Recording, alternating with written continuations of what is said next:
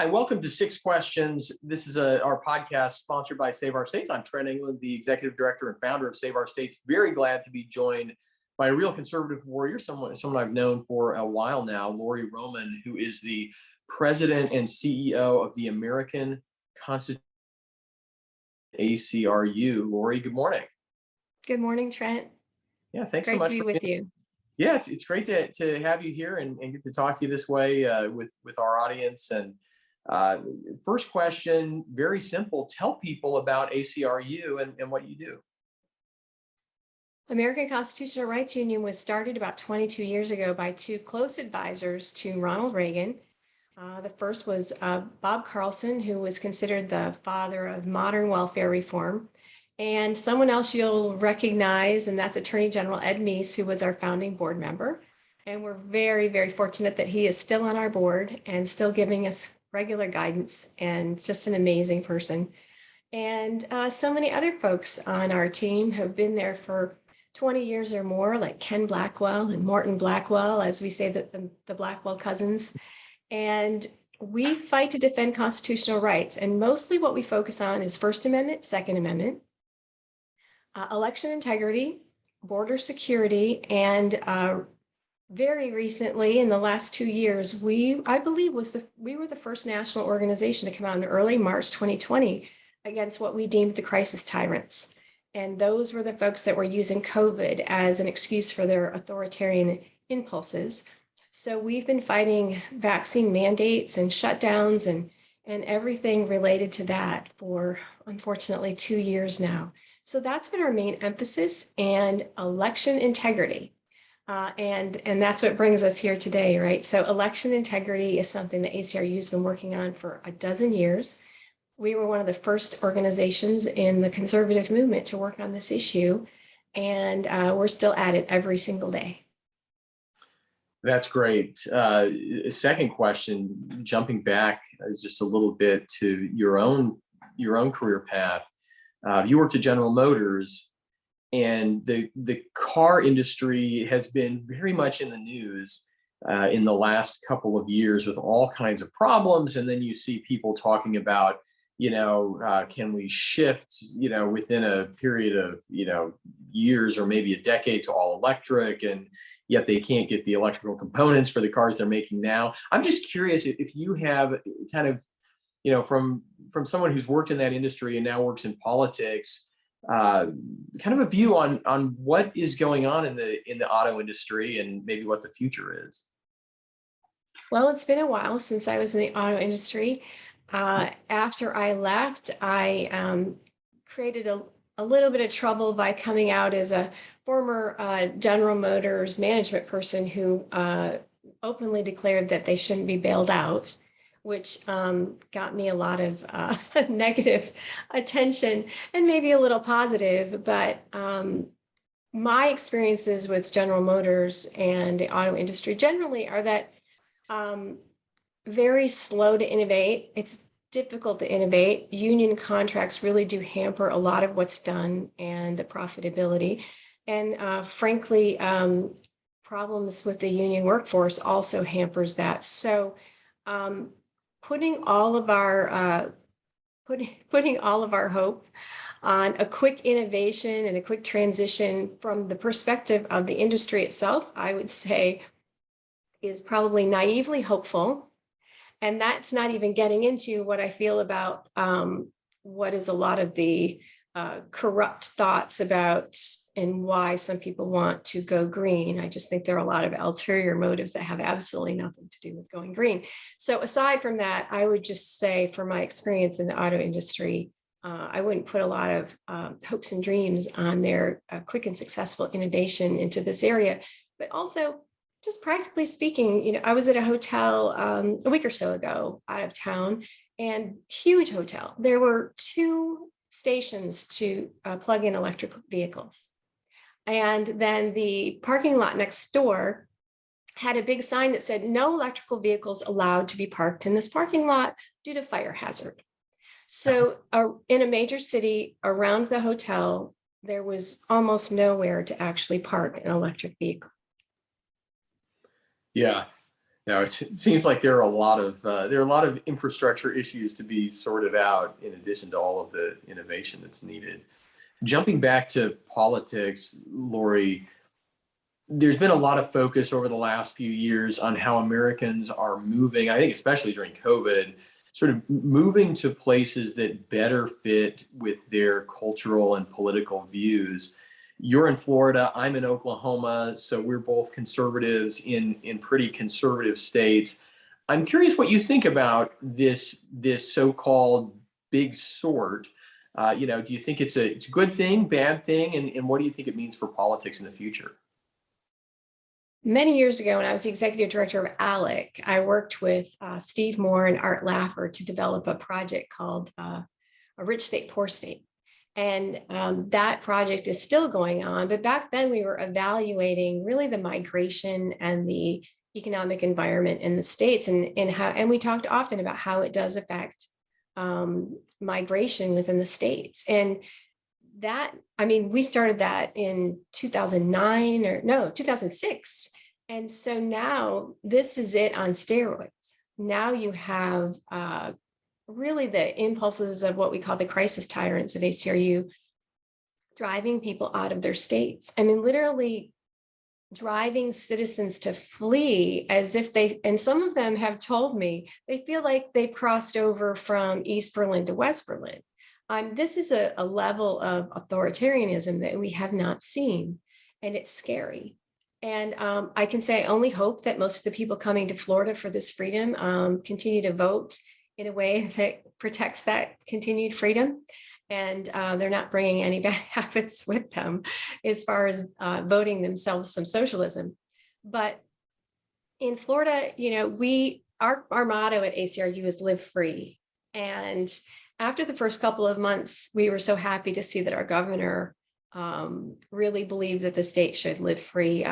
We have bumper stickers saying, our C4 has bumper stickers saying we love our gov and live free with the Florida outline. And we've been celebrating it. But for all of that celebration and the fun that we have in Florida talking about it, I spend most of my time out and about in the United States of America, where people are not completely free in so many areas. And who would have thought in our lifetime that we would see that we'd have governments? Well, one example, we helped in the fall of 2020, sorry. We helped a pastor in Maryland who was being really harassed by the health department in his county. He was alone in his office on a non-church day when someone tried to get in the door, which was locked because he's alone. It's not regular business hours for the church. And he went to the door to answer it, and it was a county health official who proceeded to give him a citation because he didn't have a mask on, alone in his office.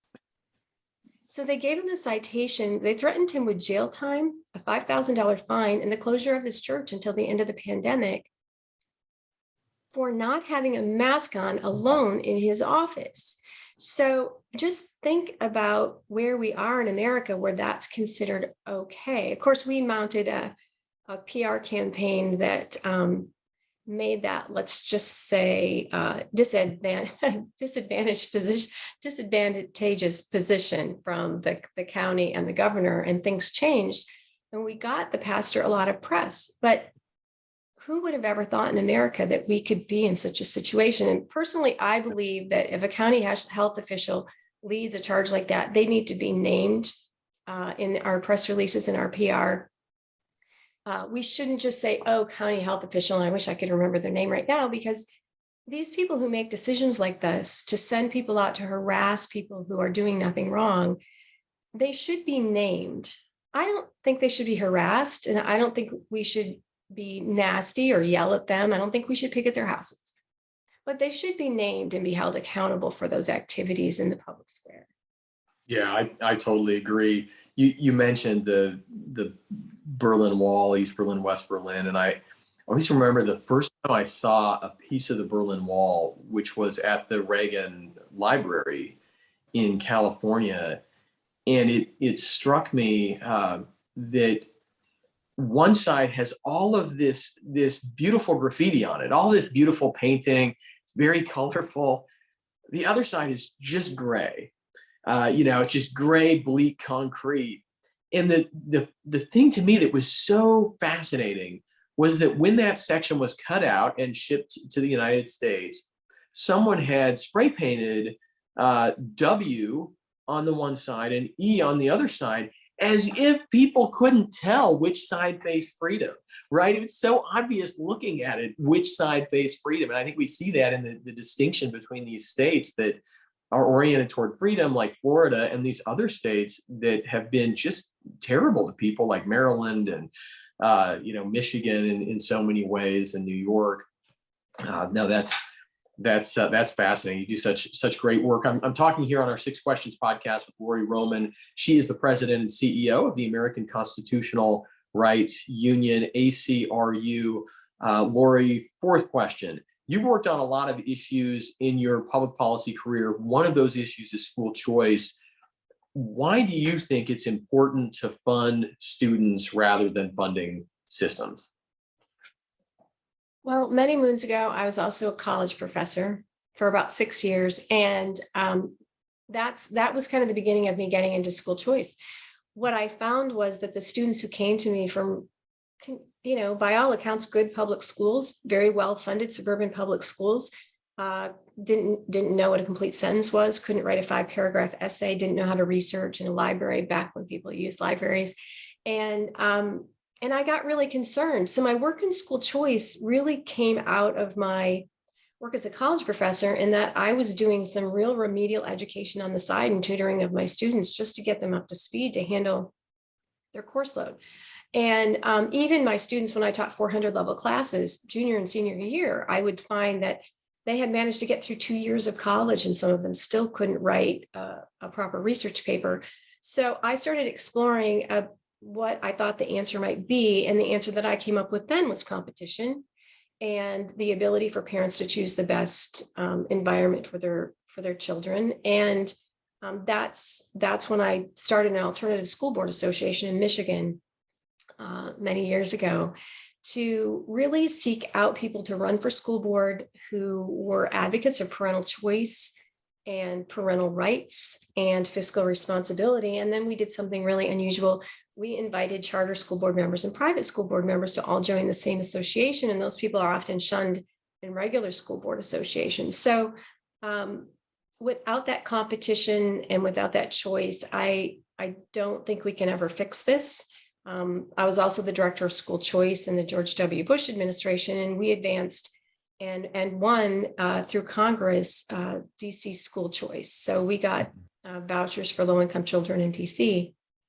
And I talked to a lot of parents during that time, and most of them were making the decision based on safety. So you often think about parents making decisions based on academics, and that's true. But DC parents were mostly making that decision based on safety. And who should be able to tell a parent that they can't pick the safest school for their kids? Yeah, that's a reality that's so far away from most suburban rural voters. I'm really glad you made that point, because I think that that is that's the first desire of parents, is just to have their kids in a safe place. And then academics and cultural issues and all those other things come after that. And I think, one of the challenges working on school choice here in Oklahoma is you have a lot of people who just don't understand what it's like to live in certain parts of Oklahoma City or Lawton or Tulsa. And I think sometimes they come across as very callous, not meaning to be so, but they just don't understand other people's situations and neighborhoods. So yeah, Lori, I'm really glad you brought that up. I think that gets missed all the time. Fifth question of our 6 questions, have to ask one about the Electoral College, because of course that's what we do here at Save Our States, is defend the Electoral College.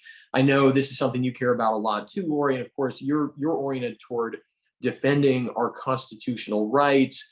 Part of what protects those rights are the structures in our Constitution. Where do you see that intersection between things like the Electoral College, these kind of structures of federalism and checks and balances, and the way that our Constitution protects our individual rights? Well, I started getting interested in protecting the Electoral College back when I was the executive director of American Legislative Exchange Council And shortly after I left there, teamed up with a few people in Washington, just trying to do some briefings in Washington amongst conservatives about the danger. That was, gosh, I think that was like 2010, about, protecting the Electoral College and the danger of losing it. So even when I started researching it back then, I really felt like the Electoral College system that we have is the bedrock.